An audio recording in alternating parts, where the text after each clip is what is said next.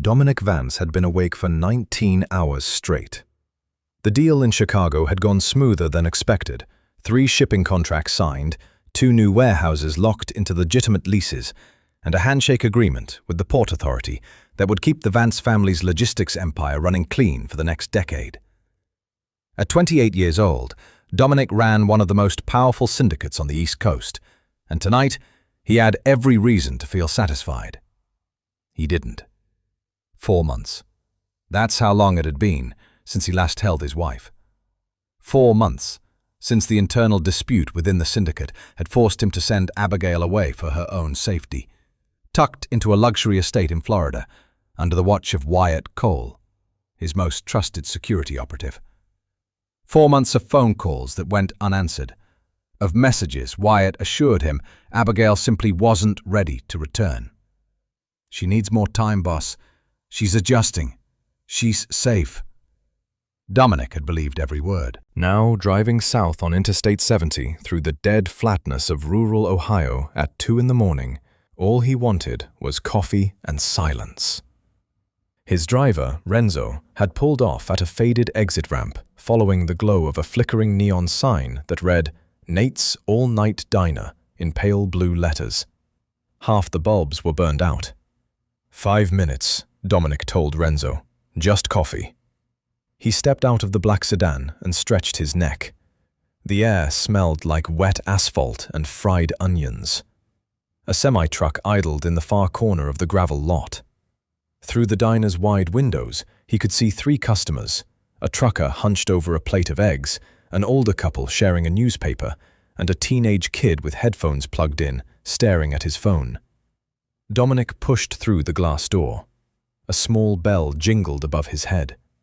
The floor was checkered linoleum, cracked in places, and the fluorescent lights buzzed with the tired hum of a place that never fully slept. He slid into a booth near the back, facing the entrance out of habit, old instincts.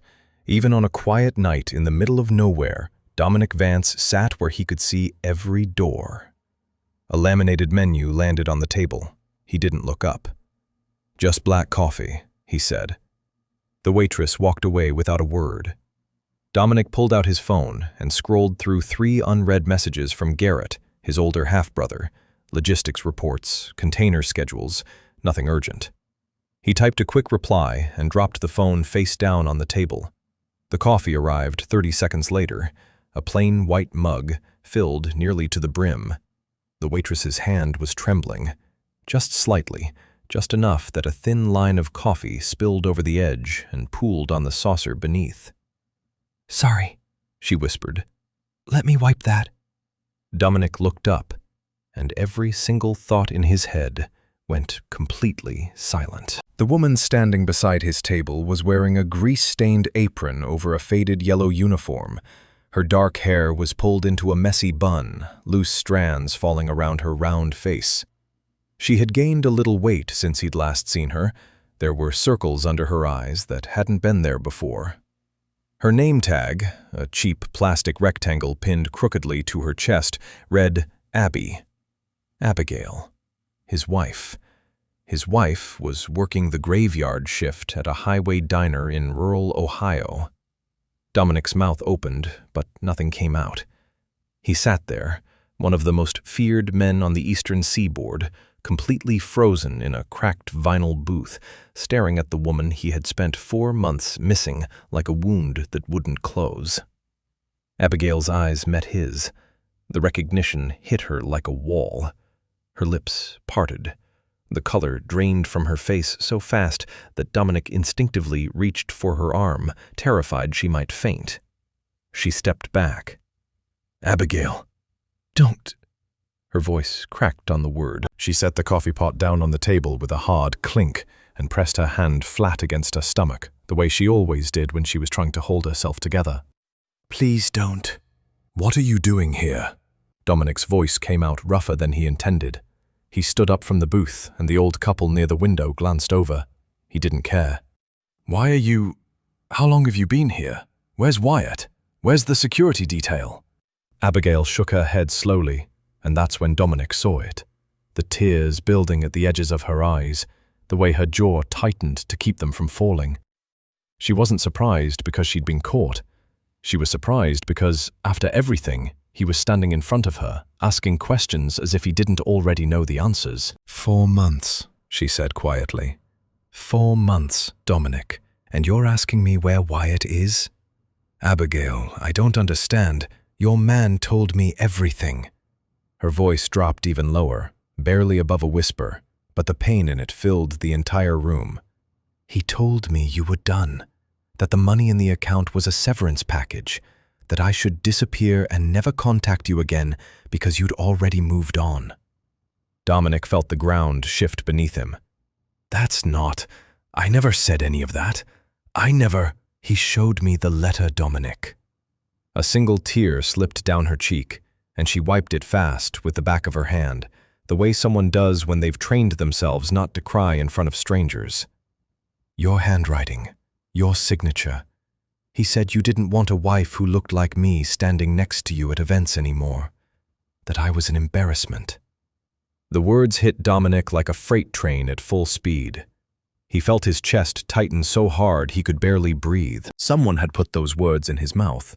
Someone had written them down, signed his name, and handed them to the one person in the world whose trust he had spent years earning, and she had believed them.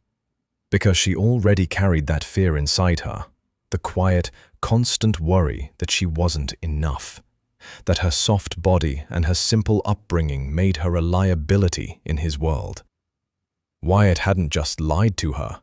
He had found the deepest wound she carried and poured poison directly into it. Abigail, listen to me. I can't do this right now.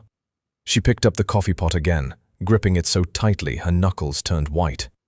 I'm working. I have tables. You have 3 customers and one of them is asleep.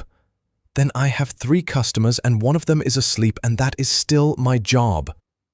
Her chin lifted, and through the tears and the exhaustion and the stained apron, Dominic saw something in her eyes that made his throat close. Pride. Raw, stubborn, unbreakable pride. I earn my own money now. I pay my own rent. I don't owe anyone anything, and I am not going to fall apart in front of the Tuesday night crowd at Nate's diner. She turned away from him and walked straight through the swinging door into the employee break room. The door rocked back and forth on its hinges 3 times before going still. Dominic stood alone in the middle of the diner. The trucker was watching him now. The old couple had stopped pretending to read. Even the teenager had pulled out one earbud. Dominic sat back down. He wrapped both hands around the coffee mug his wife had poured for him, and he stared at the break room door for a very long time.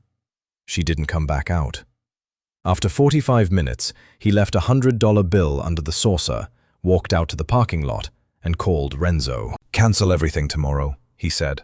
We're going back to Chicago tonight, and get me Wyatt Cole's location within the hour. The sedan pulled out of the gravel lot and merged back onto the empty interstate. Dominic sat in the back seat with his jaw locked and his fists clenched against his knees, replaying every word she'd said. 4 months. She had been alone for 4 months, and the last thing anyone told her, in his name, was that she wasn't good enough. Dominic Vance had built an empire on patience and control. He had handled betrayals before. He had survived threats that would have buried lesser men. But this one was different. This one had touched the only thing in his life that was never supposed to be part of that world. And whoever was responsible was going to answer for every single day she spent alone. Dominic didn't sleep on the drive back to Chicago. He sat in the rear seat of the sedan with his phone pressed against his ear, calling the same number over and over. Wyatt Cole's line rang 6 times each attempt before rolling to voicemail, a generic robotic greeting that Wyatt had never bothered to personalize. By the 14th try, the number was disconnected entirely. They pulled through the gates of the Vance estate just before 7 in the morning. The property sat on 12 acres north of the city, a limestone mansion surrounded by old oak trees and iron fencing, with a detached coach house that served as the syndicate's administrative headquarters. Dominic hadn't set foot in the main house in weeks. He walked past it without looking and headed straight for the coach house. His office occupied the entire 2nd floor. Floor-to-ceiling shelves lined with leather-bound ledgers, a mahogany desk the size of a dining table, and 3 monitors connected to the organization's internal security network. Dominic dropped his jacket on the chair, loosened his tie, and pulled up the digital logs for the Florida Protection Detail. The records told a clean story. Too clean. According to the system, Wyatt Cole had been stationed at the Coral Gables estate continuously for the past 4 months. Weekly check-in reports were filed on schedule. Timestamps, location pings, supply requests, medical clearances for Abigail. Every document showed a man doing exactly what he'd been paid to do. Dominic opened the financial ledger next. The Protection Fund, a dedicated account loaded with enough cash to cover security personnel, household staff, groceries, medical care, and anything else Abigail might need, showed regular withdrawals. Groceries every Tuesday, a spa appointment every other Friday, new clothing shipments twice a month. All of it was fiction. Dominic knew that now because he had seen his wife pouring coffee in a stained apron at 2 in the morning in a diner she had no business being inside. Whatever these records showed, they were fabricated. Every line, every timestamp, every withdrawal, all of it was designed to make him believe Abigail was safe and comfortable while Wyatt bled the account dry. He pulled up the raw bank transaction data and cross-referenced it with the internal reports. The withdrawals were real. Money had left the account on schedule. But the receiving accounts didn't match the vendors listed in Wyatt's filings. The grocery payments went to a shell company registered in Delaware. The spa charges routed through a personal account in the Cayman Islands. The clothing shipments landed in a brokerage fund under a name Dominic had never seen before. Wyatt hadn't just abandoned Abigail. He had turned the entire protection operation into a personal ATM, siphoning close to $2 million over 16 weeks while filing paperwork that made everything look routine. Dominic leaned back in his chair and pressed both palms flat against the desk. His breathing was steady, but the muscles in his forearms were wound tight enough to snap. The forged letter was the part that burned deepest. He pulled up the scanned correspondence archive and found it within minutes. A letter dated 4 months ago, written on Dominic's personal stationery, using his letterhead, mimicking his handwriting with enough accuracy to fool anyone who wasn't looking closely. The letter told Abigail that the marriage was over, that Dominic had reconsidered his life and decided he needed a partner who matched his public image, that the money in the account was a final settlement and she should use it to start fresh somewhere far from Chicago. The language was cold and surgical.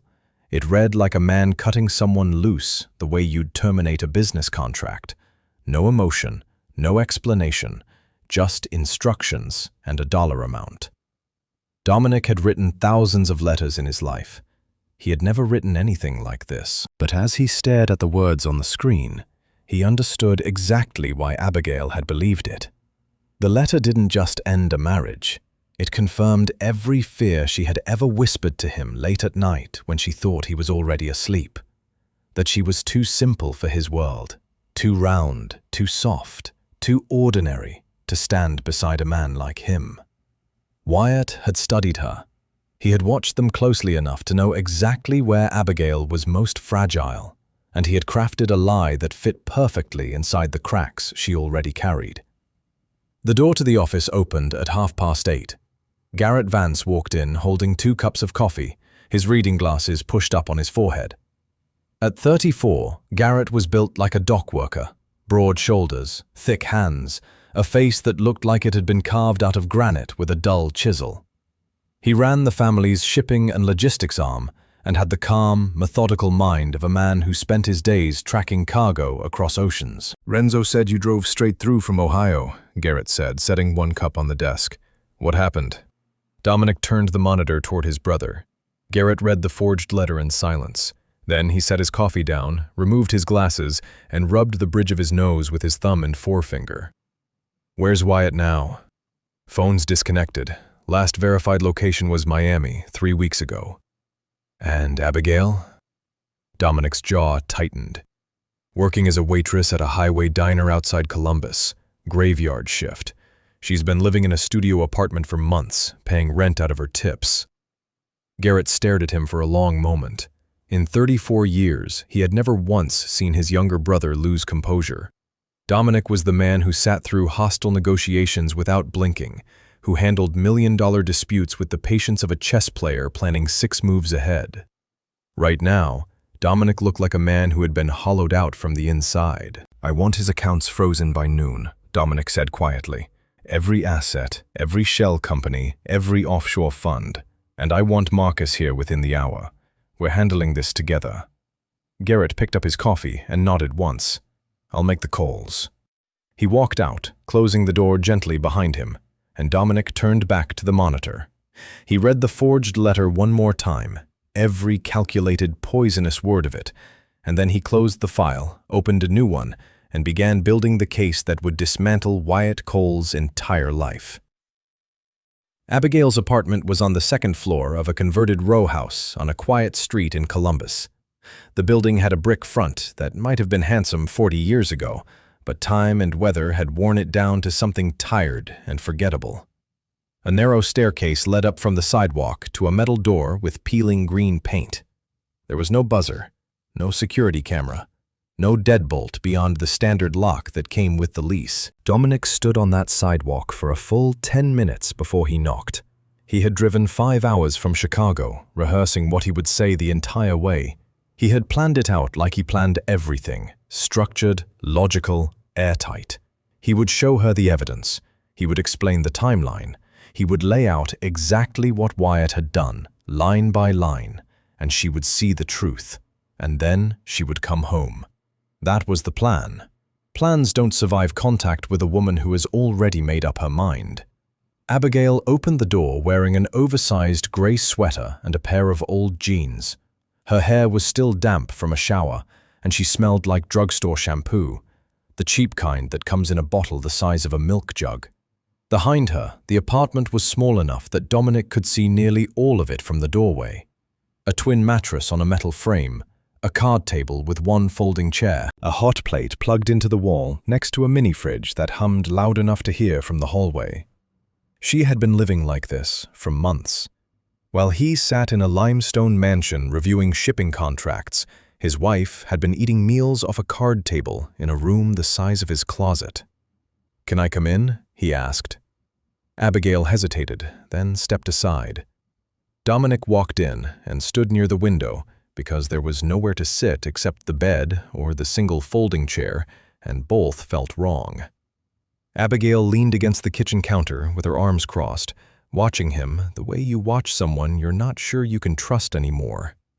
He held out the folder he'd brought, a thick manila envelope stuffed with printed bank records, the forged letter, Wyatt's fraudulent reports, and a timeline his team had put together overnight. "Everything Wyatt told you was a lie," Dominic said. "Every word. I never wrote that letter. I never authorized any severance. I never once, not for a single second, wanted you gone." Abigail didn't take the folder. She looked at it, then looked at him. "You sent me to Florida with a man you trusted," she said. "And in 4 months, you never came to check on me yourself. You called Wyatt. You texted Wyatt. You took Wyatt's word for everything. But you never once got in a car and drove down to see me with your own eyes." The words landed somewhere deep in Dominic's chest, in a place he couldn't defend. Because she was right. He had trusted the system. He had trusted the chain of command, the protocols, the weekly reports that told him everything was fine. He had let an operation run the most important relationship in his life, the same way he let operations run his shipping routes, by delegation and data. "I should have come," he said. "You're right. I should have been there." "But you weren't." Abigail's voice didn't rise. It stayed flat, almost calm, and that was worse than if she had screamed. "You weren't there when I read that letter, alone, in a house full of strangers. You weren't there when the bank account was emptied, and I couldn't even afford a bus ticket. You weren't there when I slept in a shelter for 2 nights in Jacksonville before I found a woman who let me ride with her to Ohio because she was heading north." Dominic closed his eyes. "I got a job within a week," Abigail continued. "Nate hired me on the spot because I told him I'd work any shift he needed. I found this apartment because the landlord let me pay the deposit in 2 installments. I bought that mattress off a woman on the next block for $40. And I did all of that by myself, Dominic. Without your money, without your name, without anyone standing behind me telling me I was protected." She unfolded her arms and pressed her palms flat on the counter behind her. "So when you show up here with a folder full of proof and a limousine parked outside my building, and you ask me to come home, I need you to understand what you're really asking. You're asking me to give up the first thing I've built that belongs entirely to me." Dominic set the folder on the card table. He didn't push it toward her. He just left it there, within reach, and took a step back. "I'm not asking you to give up anything," he said. "I came here because you deserve the truth. What you do with it is your decision." "Good," she said, "because my decision is no." The word hung in the small apartment like a held breath. "I'm not getting in your car, Dominic. I'm not moving back to Chicago. I'm not stepping back into a world where someone I've never met can erase me with a forged signature and a convincing story." She paused, and for the first time, her voice softened just enough to let the hurt show through. "I loved you. I still do. And that's exactly why I can't just walk out this door and pretend the last 4 months didn't happen." Dominic nodded slowly. He wanted to argue. He wanted to pick her up and carry her out of this tiny, bare apartment and take her somewhere warm and safe where no one would ever touch her again. Every instinct in his body was screaming at him to fix this the way he fixed everything, with resources and authority and sheer force of will. Instead, he put his hands in his pockets and stepped toward the door. "The folder stays," he said. "Read it when you're ready, and if you need anything at all, Garrett's number is on the back page." He walked down the narrow staircase and out onto the sidewalk. The limousine was parked across the street, drawing stares from 2 kids on bicycles and an older man watering his lawn. Dominic got in the back seat, closed the door, and told Renzo to drive. He didn't look up at her window. He wanted to, more than almost anything he'd ever wanted in his life. But she had asked him to leave, and if he was going to earn back what Wyatt had stolen, he was going to start by respecting the one thing Abigail had left: her right to choose. The warehouse sat at the end of a gravel access road on the southern edge of Gary, Indiana, where the city's industrial sprawl thinned out into rusted fences and empty lots. It belonged to the Vance family's legitimate shipping arm, a climate-controlled storage facility used for high-value cargo transfers between the Great Lakes Corridor and the rail lines running south. On any given weekday, the warehouse hummed with forklifts and clipboard-carrying logistics managers. Tonight, it was empty, except for 3 men and a long metal table covered in documents. Dominic sat at the head of the table. To his left, Garrett had spread out a printed map of Wyatt Cole's financial network: bank accounts, shell companies, property holdings, investment funds, and brokerage accounts spanning 6 states and 3 offshore jurisdictions. To his right, Marcus Vance stood with his arms folded, scanning a tablet that displayed Wyatt's last known movements across the southeastern United States. Marcus was 25, 3 years younger than Dominic, and built like someone who had grown up settling arguments with his shoulders. He ran the family's security operations with a quiet efficiency that made people underestimate him until it was far too late. He rarely spoke more than necessary, and when he did, every word carried weight. "He's in Savannah," Marcus said, turning the tablet so Dominic could see the screen. "Checked into a boutique hotel 2 days ago under a fake name, paying cash. He's been moving every 72 hours. Miami, then Jacksonville, then Charleston, now Savannah, heading north along the coast." "Running," Garrett said flatly. "Spending," Marcus corrected. "He dropped $18,000 at a car dealership in Charleston last week. Bought a watch in Jacksonville that cost more than most people's houses. He's not running scared. He's running comfortable.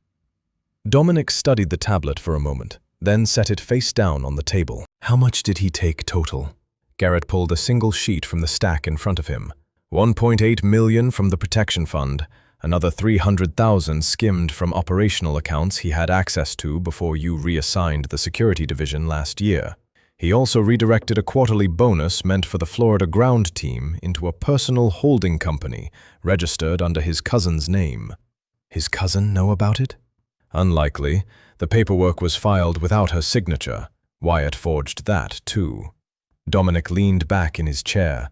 The warehouse was quiet enough to hear the wind pushing against the corrugated metal walls. A single overhead light hung above the table, casting hard shadows across the scattered papers. There was a time, years ago, when Dominic's father still ran the organization, when a betrayal like this would have ended in a very different kind of meeting, in a very different kind of warehouse. The old ways were brutal and efficient, and plenty of men in the syndicate still believed they were the only ways that worked. Dominic had spent 5 years proving them wrong. "Here's what we're doing," he said. "Garrett, I want every account frozen by morning. The shells in Delaware, the offshore funds, the brokerage, all of it. Use our legal team in New York. File the motions as suspected fraud and embezzlement tied to falsified fiduciary documents. The evidence is clean enough to hold up in any civil court, and Wyatt knows it." Garrett made a note on the margin of the financial map. "What about the properties?" "Seize them. The condo in Miami, the rental units in Atlanta, the lot he bought outside Savannah last month. Every piece of real estate he purchased with stolen funds gets flagged and frozen under asset recovery. If he tries to sell or transfer anything, our attorneys file an injunction within the hour." Marcus uncrossed his arms. "And Wyatt himself?" Dominic looked at his younger brother steadily. "Full excommunication. Effective immediately." The word carried a specific meaning inside the Vance organization. Excommunication meant total severance. Every contact, every alliance, every favor, every line of communication that connected Wyatt Cole to the syndicate's network would be cut. His name would be struck from the internal directory. His access codes would be revoked. Every associate, partner, and affiliate the Vance family did business with would receive a formal notice that Wyatt Cole was no longer operating under the family's protection or authority, and that any individual or organization continuing to do business with him did so at their own risk. In Dominic's world, excommunication was worse than punishment. Punishment ended. Excommunication was permanent. It turned a man from an insider into a ghost, someone who existed on paper but had no network, no backing, no one to vouch for him in any room that mattered. "I want the notice sent to every affiliate by end of week," Dominic continued. "East Coast, Midwest, and the Gulf operations. Wyatt did contract work for at least a dozen of our partners over the years. Every single one of them needs to know he's been formally expelled and why." "You want the reason included?" Garrett asked. "Every detail. Theft of protected family funds, abandonment of a protected family member, forgery of personal correspondence, and fraudulent reporting to the head of the organization. I want his name attached to those charges in writing, so there's no ambiguity. Anyone who shelters him, hires him, or lends him resources after receiving that notice is choosing to align themselves against us." Marcus picked up the tablet again. "I can have a team in Savannah by tomorrow morning, just to confirm his location and make sure he doesn't cross into a jurisdiction where we have less reach. Do it. Eyes only. No contact. I want to know where he is, who he's talking to, and how fast he's spending what he stole. When the accounts freeze, he's going to feel it within hours. A man who drops $18,000 on a car and lives in boutique hotels doesn't have a backup plan for being broke." Garrett gathered the papers into a neat stack and stood. "I'll have the legal team on it before midnight. Filings go out at market open." Marcus pocketed the tablet. "Savannah team leaves at 6. Both brothers moved toward the warehouse door. Dominic stayed seated. "One more thing," he said. They stopped. "This stays clean. Every step we take is documented, legal, and traceable. I'm not giving Wyatt a single inch of ground to play the victim. When this is done, I want him standing in the middle of his own mess with nothing left and no one to blame but himself." Garrett nodded. Marcus gave a short tap on the doorframe, his version of agreement, and they walked out into the gravel lot. Dominic sat alone at the long table, surrounded by the paper trail of a man who had stolen his money, destroyed his wife's trust, and nearly dismantled the only thing in his life that had ever made the rest of it feel worth carrying. The money could be recovered. The trust was going to take much longer. He gathered the documents, killed the overhead light, and locked the warehouse behind him. Dominic checked into a motel 6 miles from the diner under the name David Novak. The room cost $49 a night and came with a window unit that rattled like a box of loose screws every time the compressor kicked on. The mattress sagged in the middle, the shower ran lukewarm at best, and the television only picked up 4 channels, 2 of which were infomercials. He paid in cash for a full week up front, and the woman behind the front desk didn't ask for identification. He had never stayed in a room like this in his life. He barely noticed. Every evening at 10:15, Dominic drove the rented SUV, a plain gray Ford he'd picked up from a dealership in Dayton, to the gravel lot behind Nate's all-night diner. He parked in the far corner, under a row of overgrown trees that lined the edge of the property, where the lot lights didn't quite reach. From that spot, he could see the diner's back entrance, the employee parking area, and the stretch of highway that fed into the exit ramp. Abigail's shift started at 11. She always arrived 10 minutes early, carrying a canvas tote bag and wearing the same pair of white sneakers she'd worn the night he found her. She entered through the back door, tied her apron in the narrow hallway between the kitchen and the dining floor, and took her station behind the counter. Dominic watched her through the diner's wide windows. He watched her pour coffee, wipe down tables, carry plates of eggs and toast to truckers who barely looked up from their phones. He watched her smile at the regulars, a tired, practiced smile that didn't quite reach her eyes, and he watched her stand behind the counter during the slow hours between 2 and 4 in the morning, leaning against the coffee station with her arms wrapped around herself, staring at nothing. He never went inside. On the third night, a white pickup truck pulled into the lot around 1:30 in the morning. 2 men got out, both loud and unsteady on their feet, and walked into the diner, laughing about something Dominic couldn't hear. They sat at the counter and ordered food. One of them said something to Abigail that made her step back. She shook her head, turned toward the kitchen, and the cook, a tall, thin man in a grease-spotted apron, leaned through the serving window and said something sharp that made both men go quiet.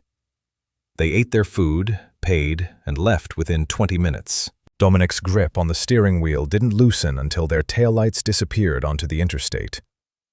On the 5th night, Nate Miller came outside. Nate was in his early 60s, built like a man who had spent decades lifting things heavier than himself. Thick forearms, wide palms, a neck that seemed to grow directly out of his shoulders. He owned the diner outright, having inherited it from his father, and he worked the late shift himself 3 nights a week because he didn't trust anyone else to lock up properly. He walked across the gravel lot, carrying a stainless steel travel mug, and stopped next to the driver's side window of Dominic's SUV. Dominic lowered the window. "You've been out here 5 nights in a row," Nate said. His voice was calm, the way someone talks when they've already made up their mind about a situation and are just looking for confirmation. "I noticed you the 2nd night, but figured you might be a trucker waiting on a load. By the 4th night, I knew you weren't." "I'm not causing any trouble," Dominic said. "I didn't say you were." Nate took a sip from his mug. "You're watching my Waitress." Dominic didn't answer immediately. He studied Nate's face, weathered, steady, without a trace of hostility. This wasn't a man looking for a confrontation. This was a man protecting his staff the only way he knew how, which was by walking outside at 1 in the morning and standing next to a stranger's car. "She's my wife," Dominic said. Nate's eyebrows lifted slightly, but the rest of his face stayed put. He looked back at the diner, then at Dominic. "Abby mentioned she had a husband. Didn't go into detail. I didn't push." He paused. "She's a good worker, shows up early, stays late, never complains. Customers like her. I've had waitresses come and go in this place for 30 years, and most of them are out the door the minute they find something better. Abby acts like this job is the most important thing she's ever had." "It might be," Dominic said quietly. Nate considered that for a moment. "You planning on sitting out here every night?" "As long as she's working the graveyard shift in the middle of nowhere, yes." "She know you're here?" "No, and I'd like to keep it that way." Nate took another long sip and looked up at the sky. It was a clear night, the kind of deep rural darkness where you could see the Milky Way smeared across the horizon like spilled paint. Crickets pulsed in the weeds along the highway embankment. "I've got a security camera on the back entrance," Nate said. "Installed it last year after somebody broke into the supply shed. Picture's grainy, but it covers the lot pretty well. I also keep a Louisville Slugger behind the register, though I've never had occasion to use it." He looked back at Dominic. "Your wife is safe in my diner. I make sure every person who works for me gets to their car at the end of their shift without any trouble. That's been the rule since my father ran this place, and it's not changing." "I appreciate that," Dominic said. "And I'm not here because I don't trust you. I'm here because I already failed her once by trusting the wrong person, and I'm not making that mistake again." Nate held his gaze for a long moment, and something shifted in the older man's expression. A softening, barely visible, like a lock turning inside a door that had been bolted shut for years. "All right," Nate said. He tapped the roof of the SUV twice with his open palm. "You need coffee, come inside. I won't say a word to her." He turned and walked back across the gravel lot, his boots crunching steadily in the quiet night, and disappeared through the diner's back entrance. Dominic rolled the window back up and settled into his seat. He didn't go inside for coffee. He stayed in the dark, watching the warm glow of the diner windows, until Abigail's shift ended at 7 in the morning and she walked to her car under a pale Ohio sky. She drove away without looking toward the corner of the lot. Dominic followed at a distance until she turned onto her street in Columbus, and then he drove back to the motel, pulled the curtains shut, and slept until evening. The rain came in sideways. It had been building all afternoon, dark clouds stacking up along the western horizon, like a wall being constructed in real time, the air turning heavy and electric. By 4 o'clock, the sky opened, and the rain fell in sheets thick enough to turn the road into a river within minutes. Dominic was parked 2 blocks from Abigail's apartment building, the way he had been every afternoon for the past 3 days, when he saw her come down the stairs carrying her canvas tote bag. She was dressed for her shift, the yellow uniform visible under a thin windbreaker that had no business being worn in weather like this. She jogged to the small parking area behind the building and climbed into her car, a 15-year-old Honda Civic with a dented rear bumper and a passenger side mirror held on with electrical tape. She pulled out onto the road, and Dominic followed at a comfortable distance. He had memorized her route by now. She took the same streets every day, east on Broad, south on Hamilton, then a long stretch of county road that cut through farmland before connecting to the highway entrance near the diner. The whole drive took about 40 minutes in good weather. In a storm like this, with visibility cut to a few car lengths, it would take longer. They were 12 minutes into the county road when he saw her brake lights flash 3 times in quick succession. The Civic swerved slightly to the right, then pulled onto the narrow gravel shoulder, tilting at an angle that told him everything he needed to know before he even got close enough to see the tire. The front driver's side was completely flat. The rubber had peeled away from the rim, and the car sat listing forward like a boat taking on water. Dominic pulled the SUV onto the shoulder, 50 yards behind her, and killed the engine. Through the windshield, he could see Abigail sitting in the driver's seat, with both hands on the steering wheel, not moving. The rain hammered against the Civic's roof, loud enough that he could hear it from inside his own vehicle. He sat there for 30 seconds, weighing whether she would accept his help or tell him to keep driving. Then he got out. The rain hit him like a wall of cold needles. He was soaked through his shirt before he made it 10 steps.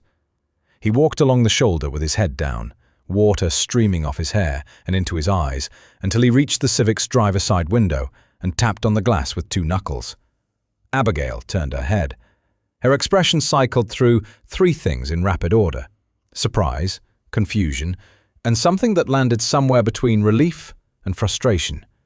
She cracked the window an inch. "What are you doing here?" "I was driving the same direction," Dominic said, which was technically true and completely dishonest, and they both knew it. Abigail stared at him through the gap in the window. Rain was collecting on the glass between them, blurring her face into soft shapes. "I can call a tow truck," she said. "In this weather, you'll be sitting here for 2 hours minimum. You'll miss your shift." "I can't afford to miss my shift." "Then let me change the tire."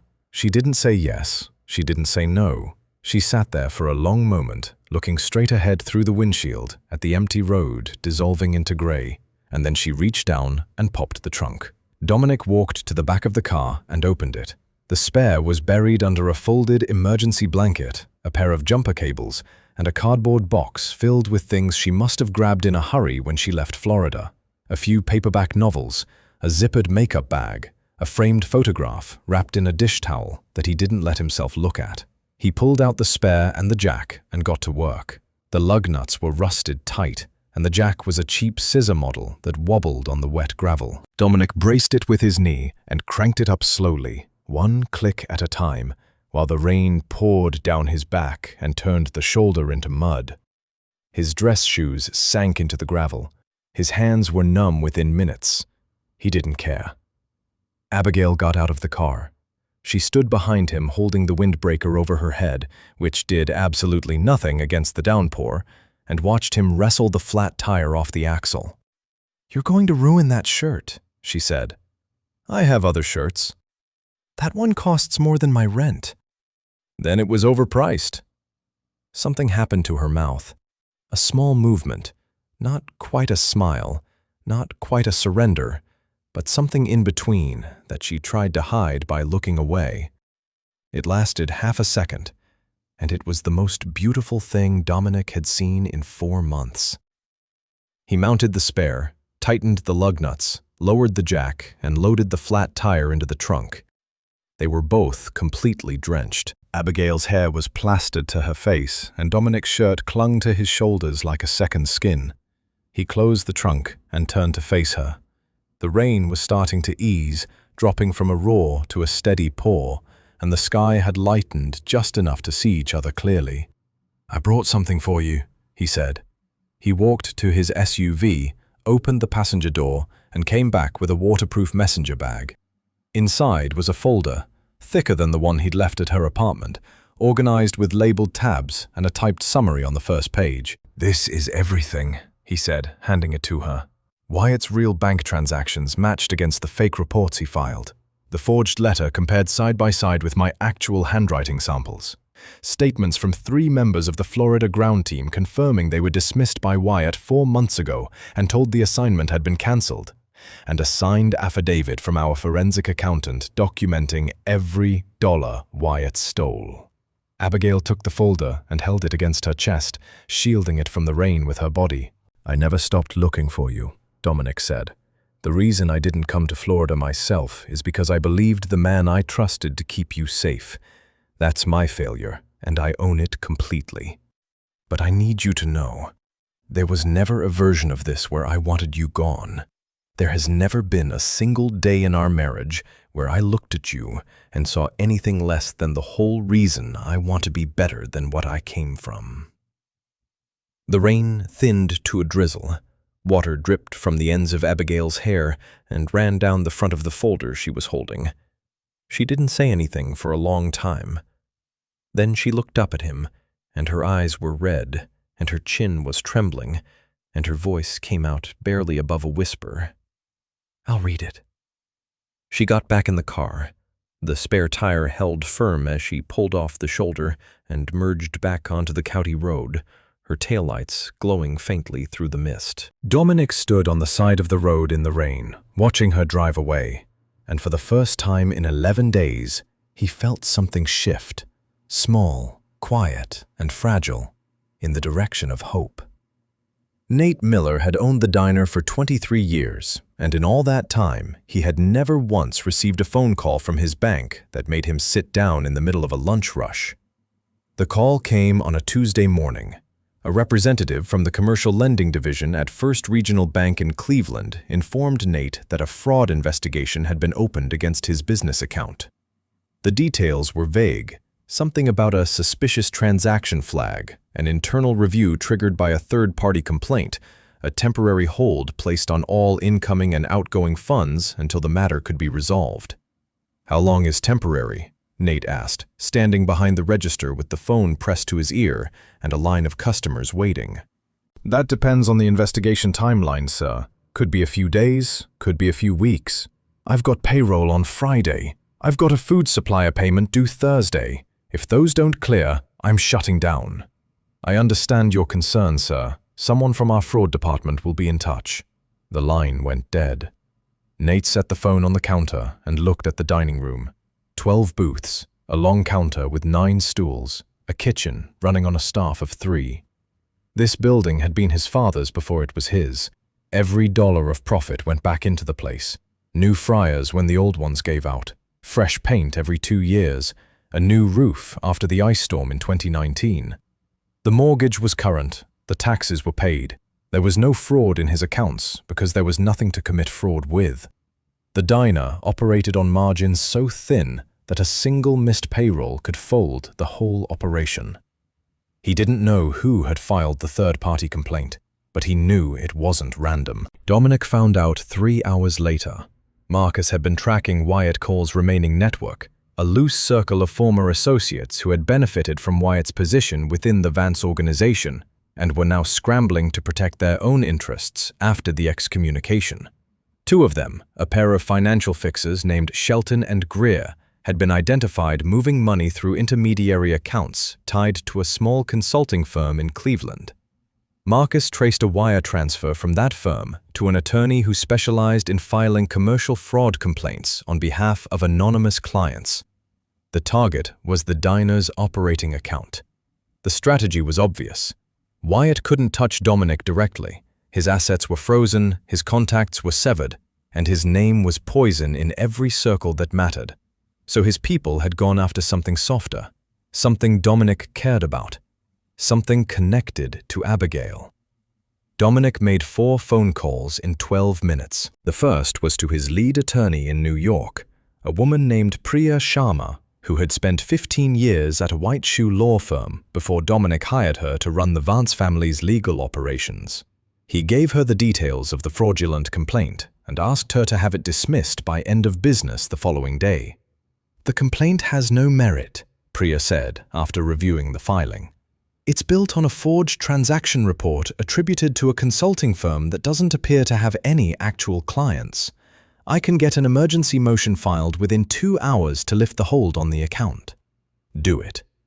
The second call was to Garrett, instructing him to pull the financial records on Shelton and Greer and add them to the excommunication list. If they wanted to act on Wyatt's behalf, they would share his consequences. The third call was to Marcus, asking him to quietly increase surveillance coverage around the diner and Abigail's apartment building. If Wyatt's people were willing to go after a small business to create pressure, there was no telling what else they might try. The fourth call was to a commercial real estate attorney in Columbus. "I want to buy a mortgage," Dominic said. "Residential or commercial?" "Commercial. A 24-hour diner off Interstate 70, registered under the name Nathan Miller. I want to purchase the existing mortgage from First Regional Bank and transfer it to a holding company under the Vance legitimate business umbrella." "That's straightforward. If the bank is willing to sell, we can close in a week." "Make them willing. Pay above market if you have to." By Thursday afternoon, Priya had the fraud hold lifted. The complaint was dismissed as baseless after she presented evidence that the filing attorney had acted on falsified documents. First Regional Bank issued a formal apology to Nate and restored full access to his accounts. By Friday morning, the mortgage transfer was underway. Dominic structured it through a holding company with no visible connection to the Vance name, a clean entity called Heartland Property Group that existed solely to own the diner's mortgage at a fixed rate, lower than what Nate had been paying for the past decade. Nate wouldn't know who owned his mortgage. He would only notice that his monthly payment had dropped by $400 and that the new lender had waived the next 2 months entirely as a customer transition courtesy. Dominic didn't tell Abigail any of this. He didn't call her. He didn't show up at the diner. He sat in his motel room in rural Ohio, ate takeout from a gas station, and read the daily reports Marcus sent him on Wyatt's steadily collapsing financial position. The accounts were frozen. The properties were flagged. Shelton and Greer had been cut off from the organization and were reportedly trying to liquidate personal assets to cover their own legal exposure. Wyatt himself had checked out of the Savannah Hotel and hadn't resurfaced in 48 hours. Dominic stared at the water-stained ceiling of his motel room and thought about Nate Miller standing behind his register, holding a phone, being told that everything he'd built might disappear because of a fight he had nothing to do with. That was the part Dominic couldn't forgive. Wyatt's betrayal was personal, and the money was recoverable, and the forged letter was a wound that would heal with time.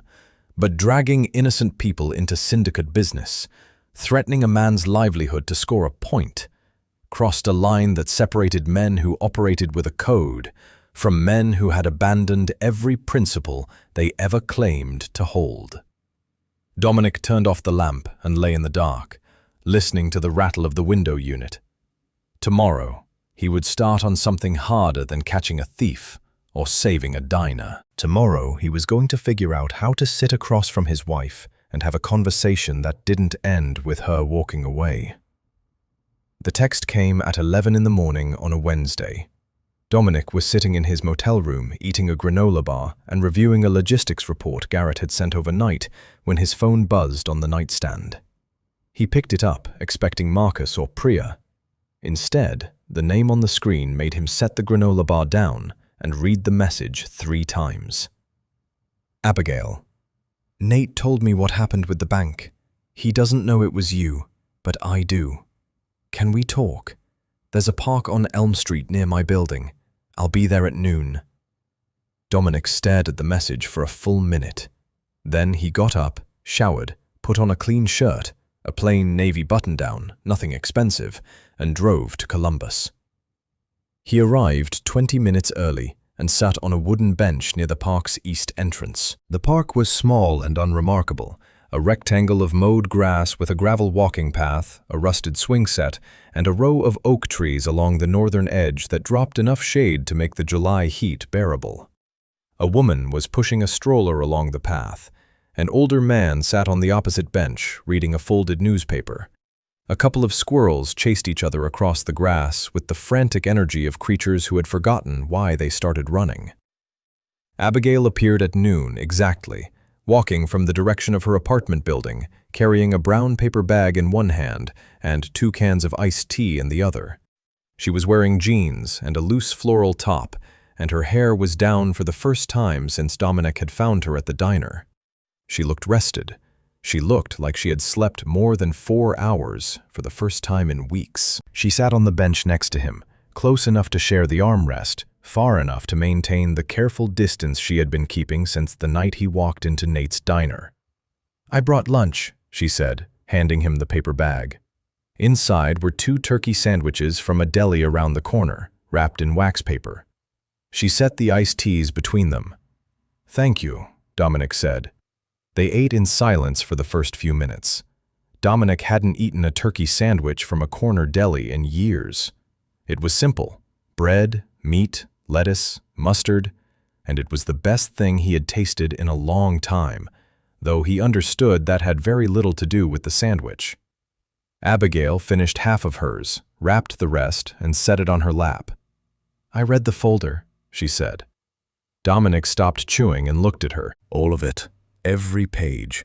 I sat on my bed last Thursday night after my shift and went through every document, every bank statement, every comparison between the forged letter and your actual handwriting." She paused. "It took me 3 hours. I read some parts more than once." "And?" and I believe you." She said it simply, the way someone states a fact that has already settled inside them. Wyatt wrote that letter. Wyatt stole the money. Wyatt told me you were done with me because it was the fastest way to get me out of the picture so no one would come looking for the funds. Dominic exhaled slowly. He hadn't realized how much weight that confirmation would lift until it was gone. "But that's only half of it," Abigail said. She turned toward him on the bench, pulling one leg up underneath her, and he recognized the posture. She did this when she was preparing to say something she'd been thinking about for days, something she'd rehearsed in her head so many times that the words had worn smooth. Wyatt's lie worked because part of me was already expecting it. Dominic set his sandwich down. "I grew up in a 2-bedroom house in a town with 1 traffic light," Abigail continued. "My mother worked at a laundromat. My father drove a delivery truck until his back gave out. I wore my cousin's hand-me-downs through high school, and my prom dress came from a thrift store on Route 9. When you married me, I walked into your world wearing borrowed confidence, and every single day I waited for someone to tap me on the shoulder and tell me the mistake had been corrected." She looked down at the sandwich in her lap. "When Wyatt handed me that letter, I didn't question it. I didn't call you. I didn't demand to speak to Garrett or Marcus or anyone else. I just read it and thought, of course this was going to happen. A man like him was always going to realize that a woman like me doesn't belong in rooms like that." Her voice stayed steady, but Dominic could see her fingers pressing into the wax paper, creasing it over and over. "That's what I'm angry about, Dominic. I'm angry at Wyatt for being cruel enough to do it, but I'm more angry at myself for making it so easy for him. He didn't have to convince me. He just had to say out loud the thing I'd been telling myself in the mirror for 3 years." Dominic turned his body toward her. He wanted to reach for her hand, but he kept his own hands on his knees. "You want to know what I see when I look at you?" he said. "Because I've never told you properly, and that's a failure I'm going to carry for a long time." Abigail looked up. "I see the woman who sat across from me at a diner in Akron on our first date and told me she didn't care what I did for a living as long as I was honest with her at the dinner table. I see the woman who reorganized my entire household budget in 2 weeks because she said the way I managed money personally was, and I'm quoting you, embarrassing for a grown man. I see someone who walks into a room full of people who have more money and more status and more connections than she does, and every single one of them watches her, because there's something about you that makes people feel like the room just got warmer." He paused. "Wyatt told you that I thought you were an embarrassment. The truth is, you are the only part of my life I have never been embarrassed by. Everything else I've built I question. The business, the decisions, the things I've done to get where I am. I second-guess all of it, constantly. You are the one thing I look at and feel certain I got right." Abigail's eyes filled, and this time she didn't wipe the tears away. She let them fall, 2 clean lines running down her round cheeks, dropping onto the wax paper in her lap. They sat on that bench for another hour. They talked about the diner, about Nate, about the apartment she'd furnished with $40 fines and free items from neighborhood listings. She told him about the regular customer she liked, the trucker named Dale who always left exact change and a comment about the weather, the nursing student who studied in the corner booth every Saturday night. Dominic told her about the motel, about the rattling window unit, about eating gas station sandwiches for dinner while reviewing shipping contracts on his laptop. Abigail laughed at that. A real laugh. Short and surprised, as if it had escaped before she could catch it. It was the first time she had laughed in his presence in 4 months, and Dominic held on to the sound of it the way a man holds onto a rope in deep water. They parted at the edge of the park. Abigail walked back toward her apartment. Dominic walked toward his SUV. Neither of them said anything about what came next. But she had sat beside him. She had brought him lunch. She had let him see her cry without turning away. And for now, That was more than enough. Marcus called at 9:45 on a Thursday night. Dominic was parked in his usual spot at the edge of the diner lot, watching Abigail set up for her shift through the window. She had started arriving earlier over the past few days, not because Nate required it, but because she'd taken to chatting with the evening waitress during the handoff, sharing a cup of coffee before the graveyard crowd settled in. It was a small thing, but Dominic noticed. She was building a life here, piece by piece, and every new habit was another brick in the wall of independence she was constructing around herself. His phone lit up on the dashboard. "We've got a problem," Marcus said. "Shelton and Greer are on the move. They crossed into Ohio 4 hours ago heading west on I-70. 2-vehicle convoy, a black Escalade and a silver sedan. 3 additional men we haven't identified yet." Dominic sat up straighter. "Heading where?" "Based on their trajectory and speed, they'll hit the diner exit within 90 minutes. "How did they find this location?" "Wyatt. He surfaced 2 days ago in Pittsburgh. Our surveillance team picked him up at a bus station using a prepaid phone. He made 6 calls in 20 minutes, all to numbers linked to Shelton's network. He's feeding them information from a distance, staying clean while they do the legwork." Dominic looked through the windshield at the diner. Through the glass, he could see Abigail tying her apron behind the counter. The cook was loading the fryer. Nate was wiping down the register. A trucker sat in the corner booth eating pie. "How many men do you have in the area?" 8. I pulled 4 from the Columbus rotation and brought 4 more down from Cleveland this morning after I picked up the interstate chatter. They're staged at a truck stop 12 minutes east. "Get them here. I want the lot covered before Shelton arrives. And Marcus, this stays outside. Nobody walks through that door. Nobody raises their voice within earshot of the building. The customers inside don't know anything is happening, and it stays that way." "Understood." Dominic ended the call and opened the SUV's glove compartment. Inside was a leather folder containing 6 copies of a legal document Priya had prepared 2 weeks ago. A formal trespass and restraining notice naming Shelton, Greer, and any associates acting on behalf of Wyatt Cole, prohibiting them from approaching any property, business, or individual connected to the Vance family's protected interests. The document was backed by a county court filing and carried the weight of an enforceable injunction. He tucked the folder under his arm and stepped out of the SUV. Marcus arrived 40 minutes later, pulling into the lot in an unmarked black sedan, followed by 2 additional vehicles. His men fanned out with the quiet discipline of people who had done this kind of work many times before. 2 positioned themselves near the highway entrance. 2 more covered the back exit. The remaining 4 stood at intervals across the front lot, visible enough to be noticed, calm enough to look like they belonged.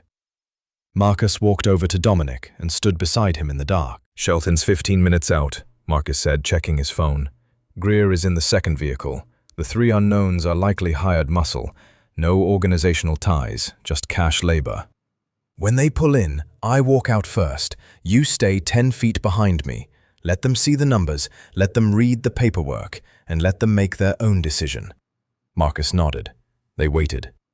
At 11:22, the black Escalade turned off the highway and rolled down the exit ramp toward the diner. The silver sedan followed close behind.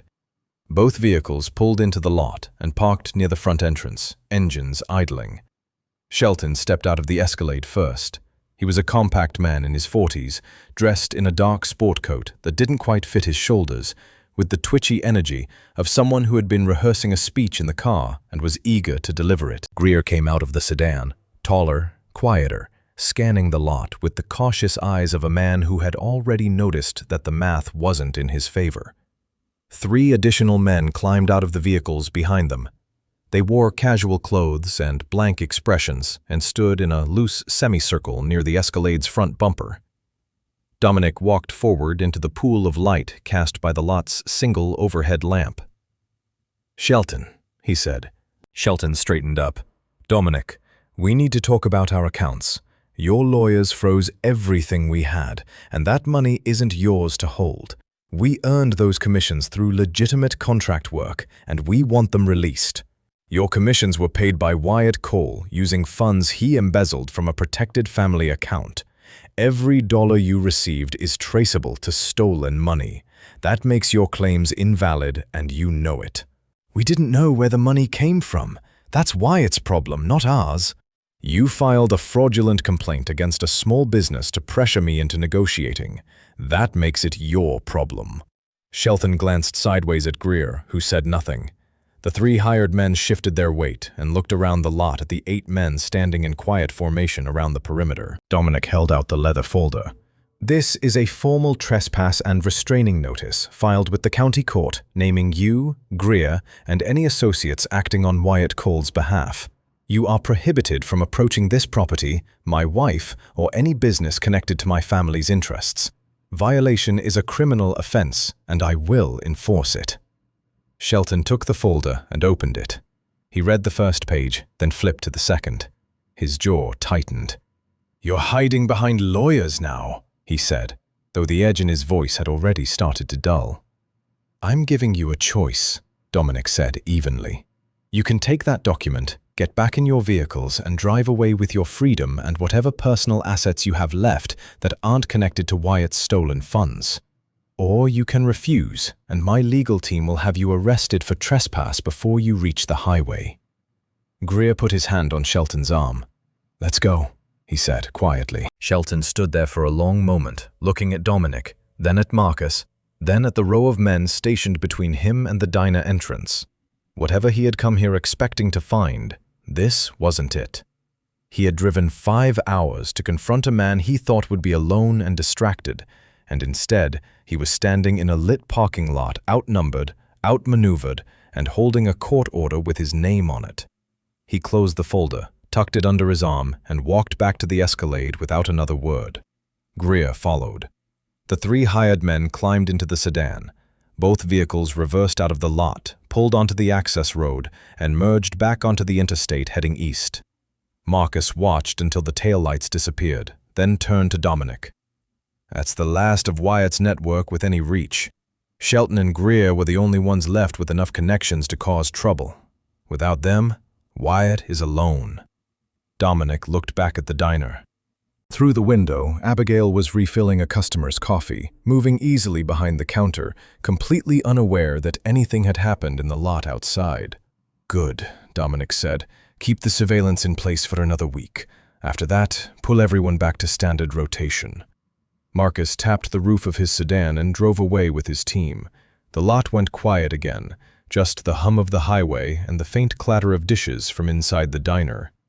Dominic walked back to his SUV, sat in the driver's seat, and watched his wife work the rest of her shift in peace. Abigail told Nate on a Saturday afternoon, an hour before the dinner rush. She found him in the back office, a closet-sized room behind the kitchen stacked with inventory binders, a desktop computer from 2011, and a calendar thumbtacked to the wall with every employee's schedule written in red marker. Nate was sitting at the desk reviewing a wholesale invoice when she knocked on the open door. "Got a minute?" she asked. Nate looked up, read her face, and set the invoice down. "Sit." There was no second chair, so Abigail leaned against the doorframe with her hands clasped in front of her, the same way she stood when she was about to say something she'd been carrying around for days. "I'm putting in my 2 weeks," she said. Nate didn't look surprised. He leaned back in his chair and folded his thick arms across his chest. "You've been thinking about this for a while," he said. It wasn't a question. "About a week, maybe longer. I wanted to make sure I wasn't making the decision for the wrong reasons." "And what are the right reasons?" Abigail smiled, a small, tired smile that held more gratitude than most people could fit into a full speech. "I came here with nothing. You hired me on the spot, gave me every shift I asked for, never once made me feel like I owed you an explanation for how I ended up in your parking lot with a duffel bag and no references. You gave me a chance to stand on my own feet, and I will never forget that." Nate was quiet for a moment. He looked at the calendar on the wall, at her name written in red across 3 overnight slots every week, and then back at her.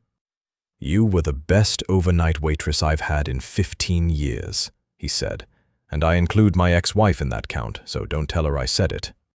Abigail laughed. It came out watery, and she pressed the back of her hand against her eyes.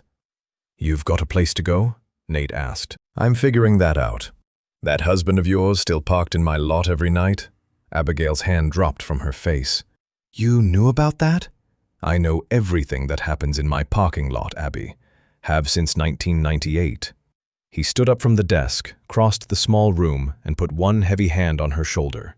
Whatever you decide, you've got a job here anytime you want one. No interview, no notice. You just walk in and tie on the apron. She nodded, and he gave her shoulder a single firm squeeze before letting go and sitting back down to his invoice. That was Nate's way. He said what needed to be said, and then he went back to work.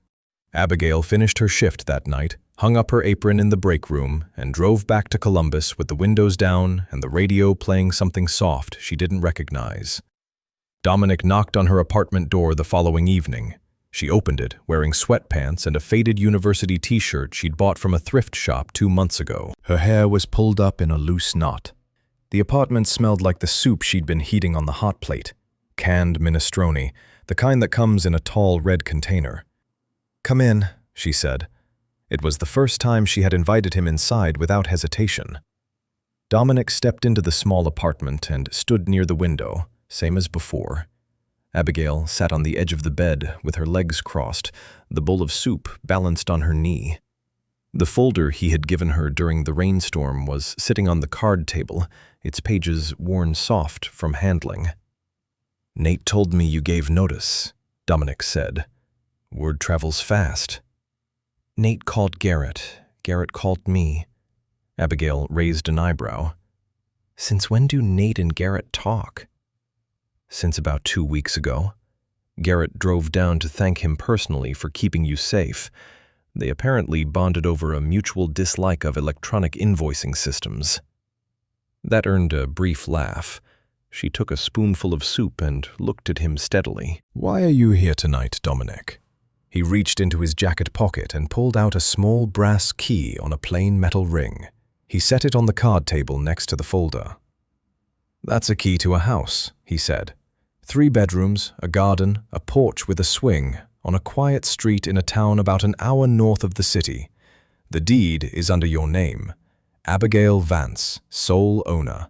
I'm not on the title. I'm not on the mortgage. There is no mortgage. It's paid in full." Abigail stared at the key. "The house is yours regardless of what you decide about us," Dominic continued. "If you want to live there alone, it's yours. If you want to sell it and use the money to do something else entirely, that's your right. If you never want to see me again after tonight, that house still belongs to you, and no one, not me, not Garrett, not anyone in the organization, can take it away." He put his hands in his pockets and leaned against the wall. "I spent the last month watching you build a life out of nothing. You found work within a week of being abandoned. You furnished an apartment on a waitress's salary.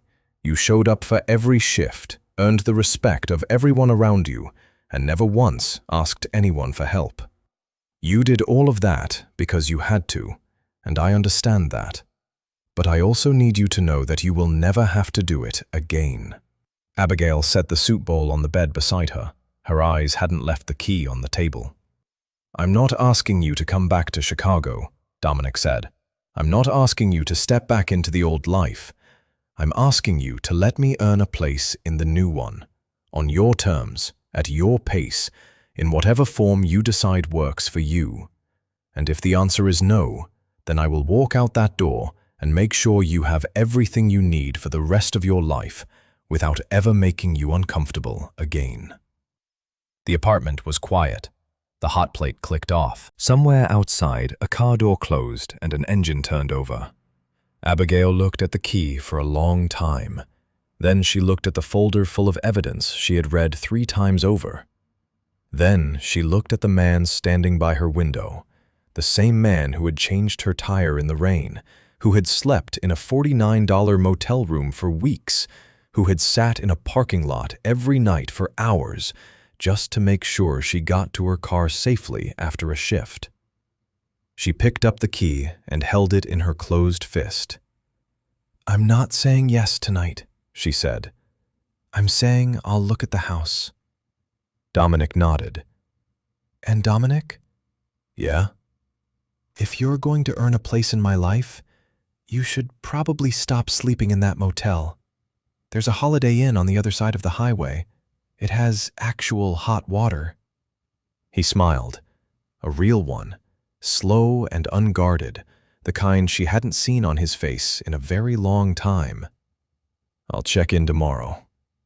He walked to the door, and she let him go. But this time, as he stepped into the hallway, Abigail called after him. "Dominic!" He turned. "Thank you for the key."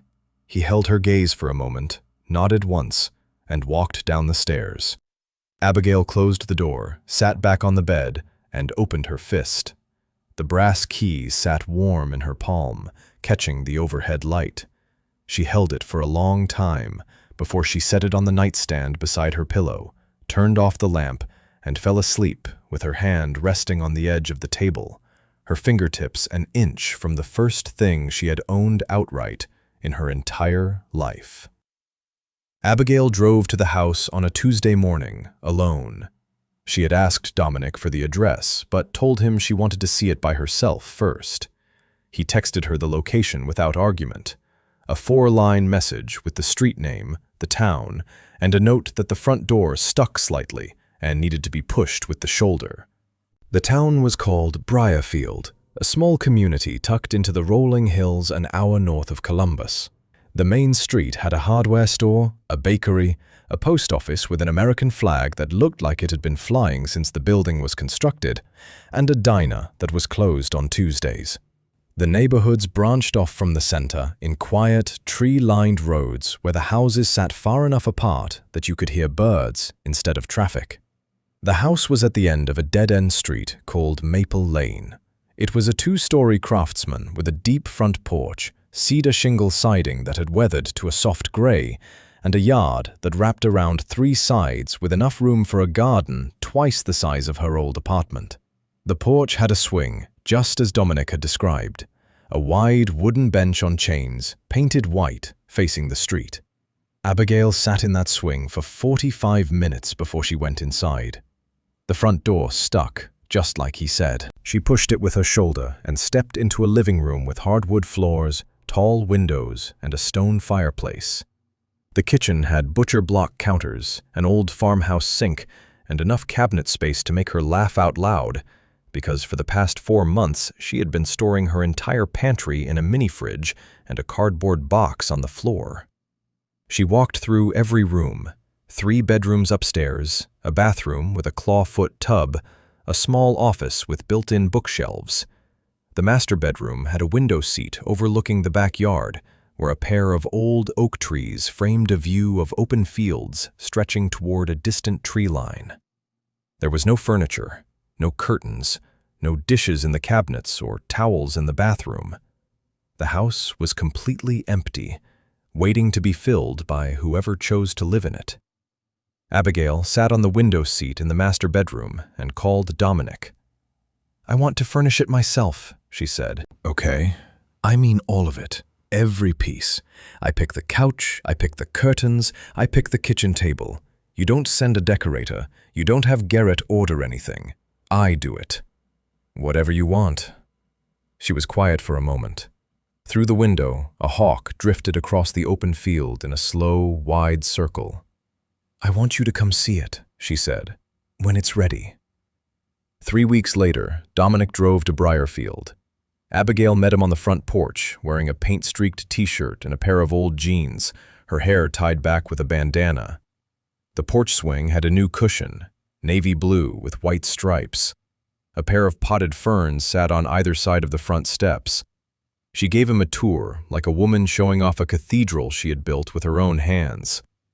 The living room had a deep green sofa she'd found at an estate sale in town, a coffee table made from reclaimed barnwood, and a braided rug that covered most of the floor. The kitchen table was round, solid maple, with 4 mismatched chairs she had collected from 3 different shops because she liked the idea of nothing matching perfectly. The bookshelves in the office were half filled with paperbacks she'd been accumulating since her days at the diner, novels she'd bought from the used rack at the gas station during late-night breaks. The master bedroom had a queen bed with a quilt her mother had made years ago, shipped from storage in a box Abigail had been paying $12 a month to keep. $12 a month, Dominic said, looking at the quilt. That storage unit was the one bill I never missed, Abigail said. Even when I was eating ramen 3 meals a day. They stood in the bedroom doorway, and Dominic looked at the house his wife had built from scratch with thrift store furniture and estate sale finds and a quilt her mother had sewn by hand. Every object in every room had been chosen deliberately, carried home personally, and placed with the kind of care that comes from someone who understands exactly what it means to have nothing.